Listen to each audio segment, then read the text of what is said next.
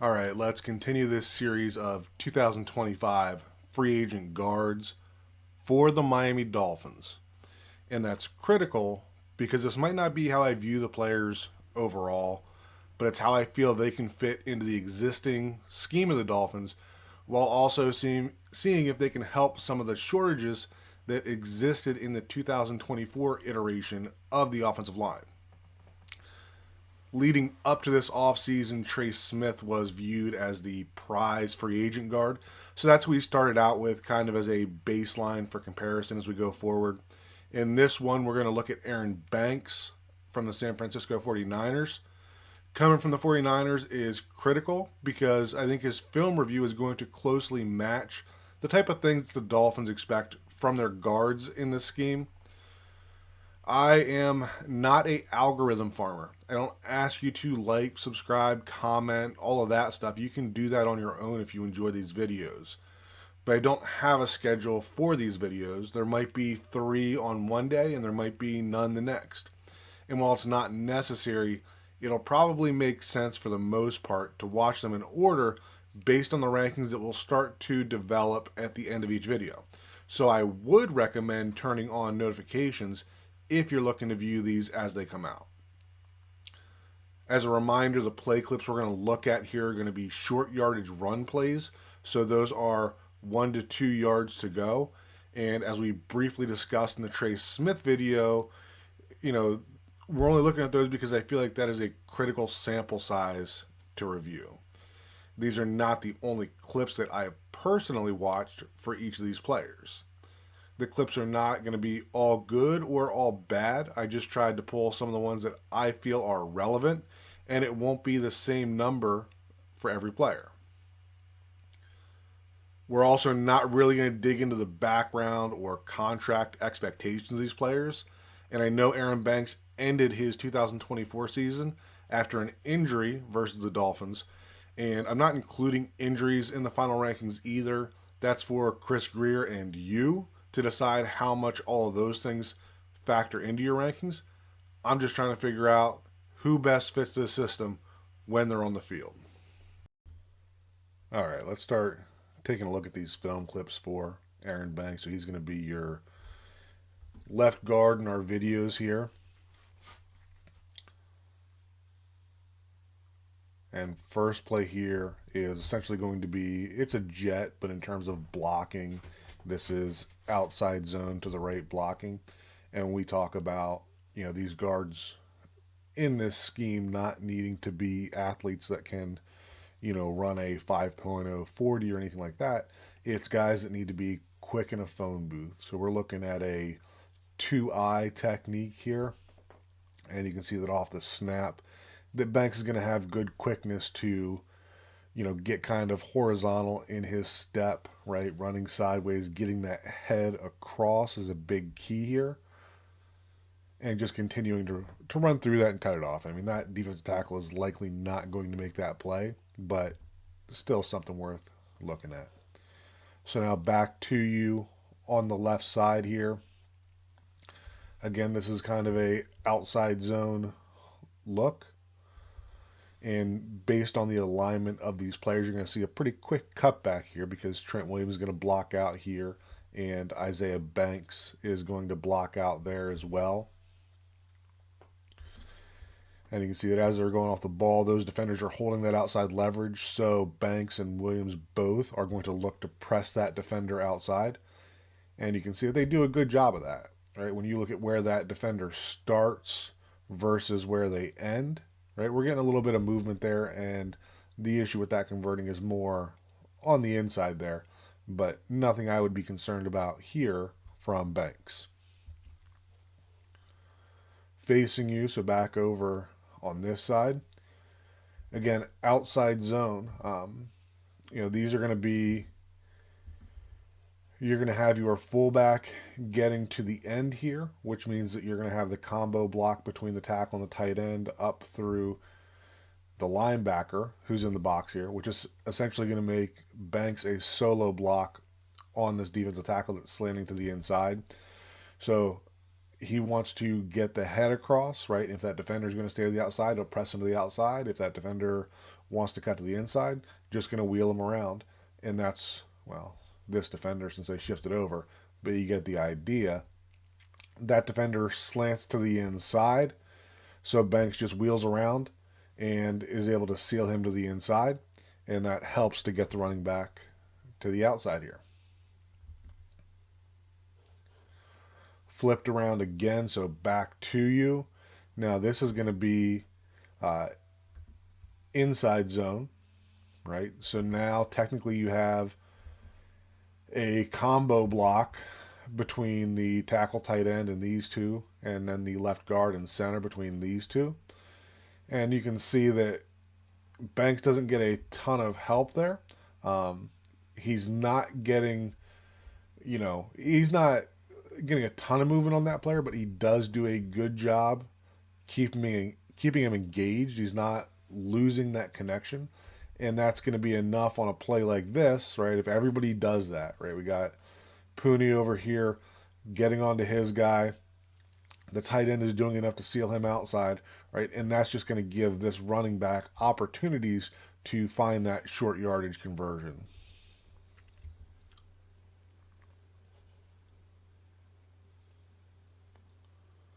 So now we're getting outside zone again.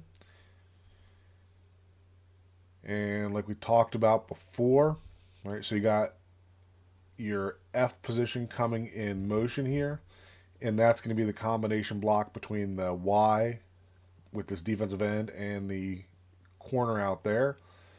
You got Banks and Williams comboing between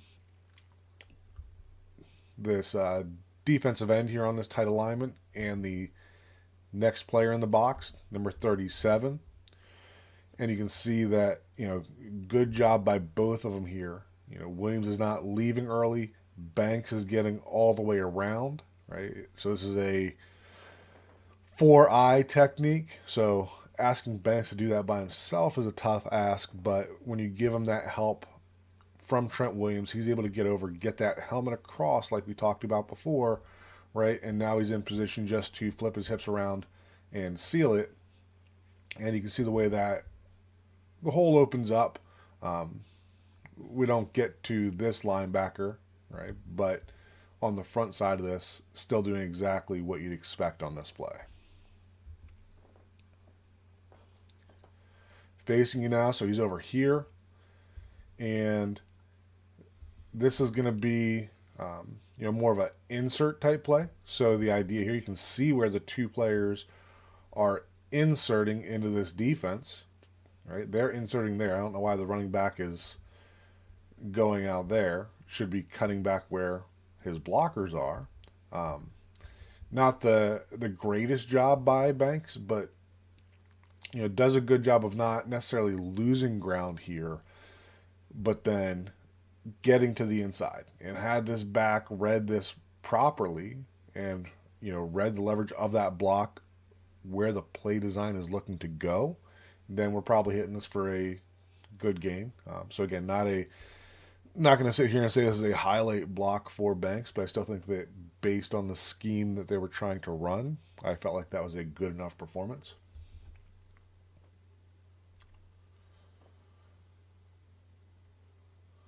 Now I got a clip here against the Seahawks. And of course, outside zone again, right? So combination blocks again. We got fullback and tackle to the end and the corner in the box here. So you're going to have left guard and center through this tackle up through the safety that's climbing into the box. That's what you should have. We've seen this happen with the Dolphins where this late safety comes up and is not accounted for. It looks like they never got out of that alpha or ace call to 0. And Brendel is climbing there instead. Anyways, talking about Banks, right? So when we look at this path, this guy wants to get out here, right? So with Banks having half the defender, Brendel should be looking to continue to take over that block and letting Banks get to the next level. So the fact that you know, that Banks gets beat to the inside here, I don't feel like is necessarily on Banks. Maybe could have gotten a little more upfield push here, but really this hole is right in there where the back should have just pressed it through and gotten what he could. So could be better, but this play ending where it did, I don't think was completely on Banks either.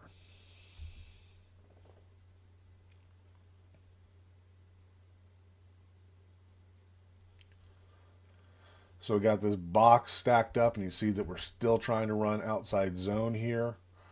And this is essentially going to. All right, so you got your fullback leading number 20, which is going to put your tight end solo with the end here. And that's going to mean that Trent Williams is now considered uncovered. So we're going to get the combination block between Banks and Williams from 94 up to Nick Bolton here. And you can see it again off the snap, right? This is a 3 technique defensive tackle. And off the snap, phone booth quickness by Banks to immediately get towards the outside, right? Williams just gets hands to make sure he's not slanting there. Now the defender does submarine there and creates a pileup.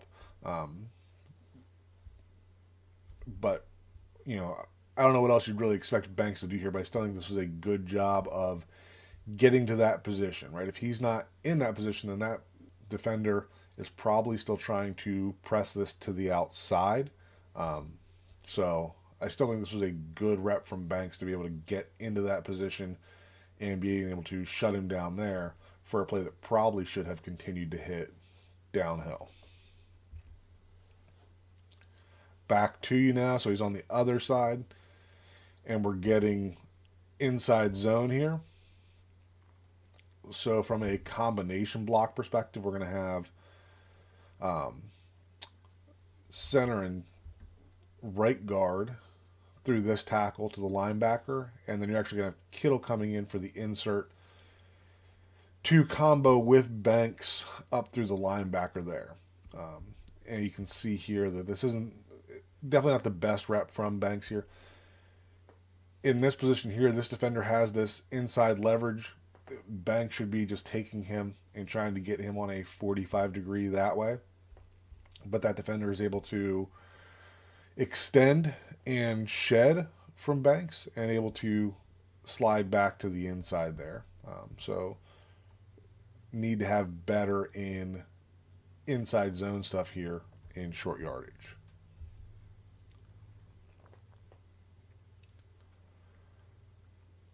Against the Chiefs still here.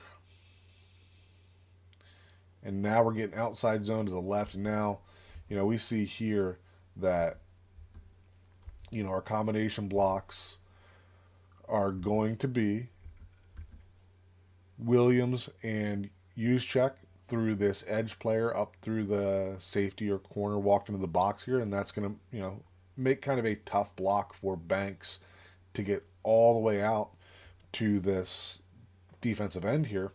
But you can see that Banks does a good job of getting off the ball and running through that defender, right? He wants to maintain that outside leverage. That's fine. Banks is just going to take him and continue to drive him to the outside. Good angle by Banks here, because had this guy tried to slant to the inside, I still feel like the angle that Banks had was good enough to be able to adjust for that, but he doesn't. Like I said, he wants to hold that outside, so Banks gets that helmet right in the V of the neck of that defender and ends up with a pancake on the play. Going to some Cowboys film here. So not including a bunch of quarterback sneaks, especially the tush push type stuff, but this is more of a traditional quarterback sneak.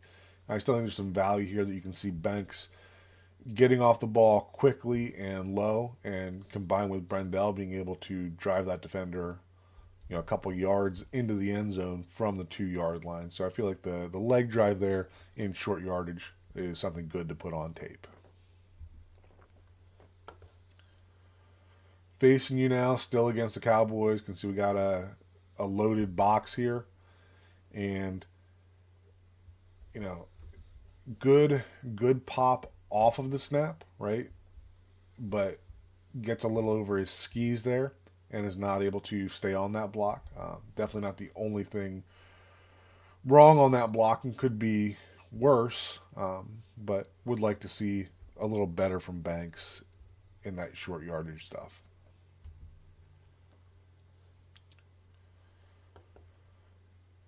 Back to the Seahawks again. So this is going to be outside zone to the right.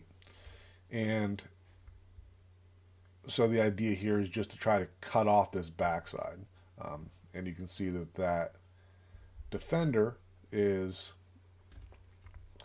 basically diving into the gap in a short yardage situation. So really can't get your head across there. But I think it's a good job of Banks there to get a piece of him early so that that defender is not able to just continue running through. Again, not anything spectacular, just showing some good short area quickness to win in the first two steps and to make that player a non-factor as the play continues to develop. Couple more for Banks before we wrap it up. So this is going to be against the Rams, back to you, so he's on the left side here, and this is going to be more of a duo look. So this is going to be a combination block between left guard and center up to this linebacker, and right guard and right tackle up to this linebacker. And you can see that he doesn't get a ton of help from the center, but if the center is leaving to the inside, right, you'd like to see Banks pressing more to the inside there and getting a little bit of vertical movement. He is able to maintain connection there. And when we talk about, like I said, these are 1 to 2 yard to go run plays. So can certainly be a lot worse, and gives the back enough room to be able to convert on that, but not Pro Bowl type stuff there. And then last clip here is going to be wrapping up against the Dolphins. So this is going to be outside zone to the right, and what we're going to have from Banks here is him trying to reach Benito Jones as your one technique defensive tackle. And you can see that not in great position there. You'd like to see him get his head across and be able to press that. Jordan Brooks ends up unaccounted for and runs through to make that play. But from a Aaron Banks perspective, even though he doesn't get into a good position to start with his head across, still doing a solid job of, being able to move him a little bit before the end of the play. All right, so now the tough part. Where do we rank Aaron Banks? Trey Smith is the only guard that we've done so far, so he's the top of the list right now. We talked about him in the last video, and there was definitely some highlight type stuff in his short yardage and duo clips where he's really moving guys off the ball. But there was also some really bad, losses on that video as well from Trey Smith. Aaron Banks that we just got done looking at, he doesn't have those dominant reps in the inside zone and duo stuff, but he also, really didn't have those ugly losses either.